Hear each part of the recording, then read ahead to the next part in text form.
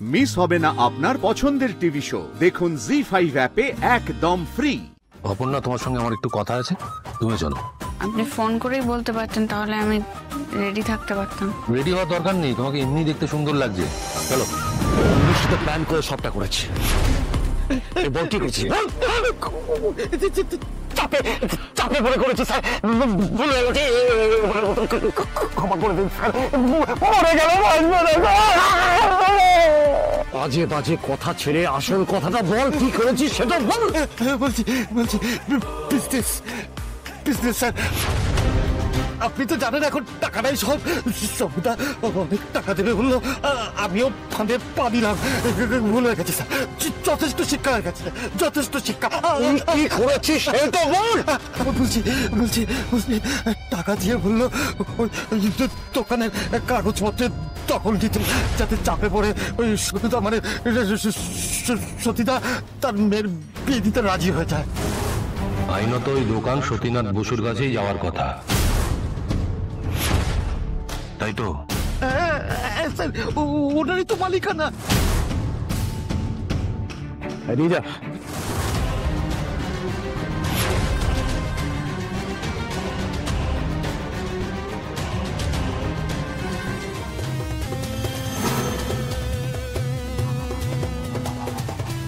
এই শম্ভু লোকটা মহাধরিবাজ। অপর্ণার সাথে নিজের ছেলের বিয়ে দিয়ে বাড়ির বউ করে নিয়ে যাচ্ছিল, তার একমাত্র কারণ যোগাযোগের রাস্তাটা যাতে ক্লিয়ার থাকে। এই যে খাটাখাটনি করছো না অপর্ণার বিয়ে নিয়ে, এটাকে বন্ধ করতে হবে। আর চল, এই বিয়েটা অপর্ণার জন্য ঠিক নয়, আমাদের জন্য তো নয়। তাহলে শম্ভুকে সরিয়ে দিই, না থাকবে বাঁশ, না বাঁচবে বাঁশরি। চট করে কোনো সিদ্ধান্ত নেওয়া ঠিক হবে না। কি করতে চাও আমাকে তাহলে বল। আমি চাই ওই প্রবলেমটা ওরা বুঝুক, ওদের উপর আমি কিছু চাপিয়ে দিতে চাই না। আমাকে ধৈর্য ধরে থাকতেই হবে কিঙ্কর। এই ঝামেলার মধ্যে আর কতদিন কিঙ্কর, খুব ভালো করে জানো আমি কোনো কাজ বাকি রাখি না। এর শেষ দেখে আমি ছাড়বো। চলো।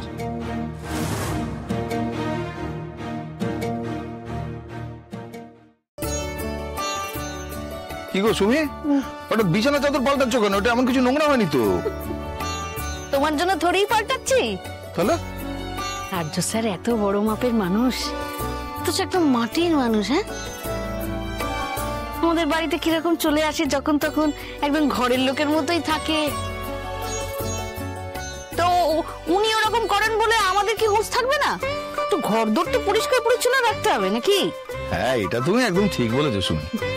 এত বড় মাপের একজন মানুষ আমি আমার জীবনে আর দেখিনি গো। একেবারে দেবতুল্য মানুষ। হ্যাঁ, দেবতার মতোই মানুষ। এমন দেবতা যে তোমাদের দুজনের কাছে আশীর্বাদ, কিন্তু আমার কাছে ওনার আশাটা যেন অভিশাপ। ওই একটা মানুষ আমার সবকিছু এলোমেলো করে দিয়েছে। জানো সুমি, ওনাকে দেখে না আমার মাঝে মাঝে ভগবান শ্রীকৃষ্ণের কথা মনে পড়ে। হ্যাঁ, কেষ্ট ঠাকুর। হ্যাঁ, তুমি দেখো, কৃষ্ণ জন্মেছিলেন সাধারণ ঘরে, কিন্তু আসলে কিন্তু একজন রাজা। আবার রাজা হওয়ার পরেও সেই সাধারণ বন্ধুর ঘরে ফিরে গিয়েছিলেন। এটা তুমি ঠিক বলেছ। দেখো, সব ভালোই ভালোই হচ্ছে। আমার মেয়েটার বিয়ে ঠিক হলো, একটা বড় ঘরে যাবে। আর্য স্যারও, ওনার হাত আমাদের মাথায় আছে না। এতদিন পরে ঠাকুর মুখ তুলে চেয়েছেন। চাই না ওনার সাহায্য, আমি চাই না উনি আর আসুন না আমাদের বাড়িতে। আমি বলেছিলাম ঠাকুর, ওনাকে তুমি আমার সামনে এনো না, কিন্তু উনি এভাবে আসবেন, এভাবে যার পাশে থাকবেন, যেটা আমি ভাবতেও পারিনি।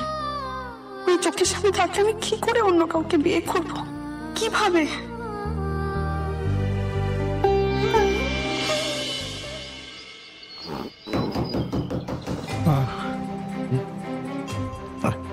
কে রে বাবা?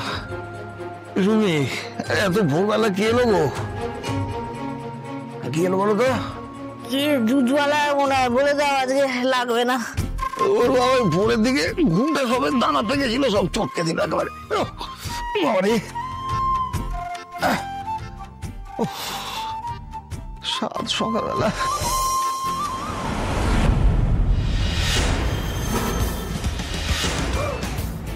Good morning. এখনো সবাই ঘুম থেকে ওঠেনি তাই না? মানে স্যার, গুড মর্নিং। দুটো লাগে স্যার, গুড মর্নিং। কি বলছো? বারণ করে দিলাম তো, বলে দাও লাগবে না তোর। উফ বাবা, এ ভাই আজকে দুধ লাগবে না।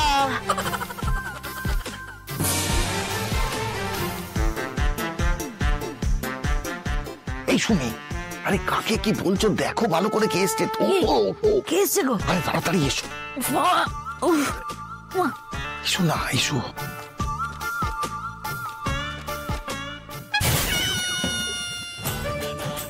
এ কি? আচ্ছা স্যার, তাড়াতাড়ি এই ওঠো ওঠো। উনি বাবারি ডাকছো কেন? ওঠ ওঠো, ওঠ, বিছানা টিছানা তুলতে হবে। এখন স্যার এসছে।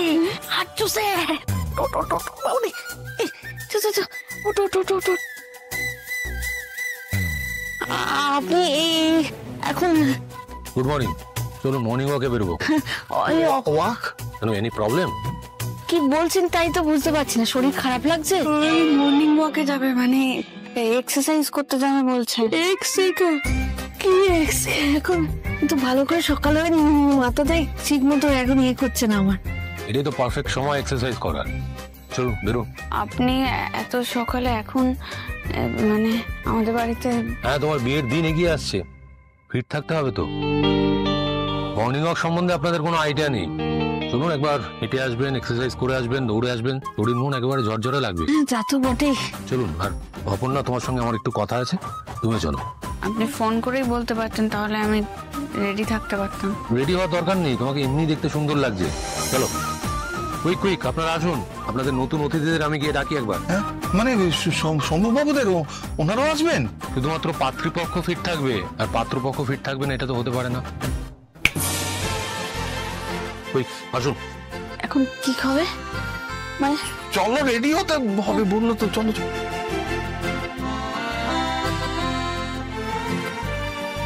কিছু তো একটা হয়েছে। হয়তো স্যারের মধ্যে আমি কেমন যেন একটা চেঞ্জ দেখছি।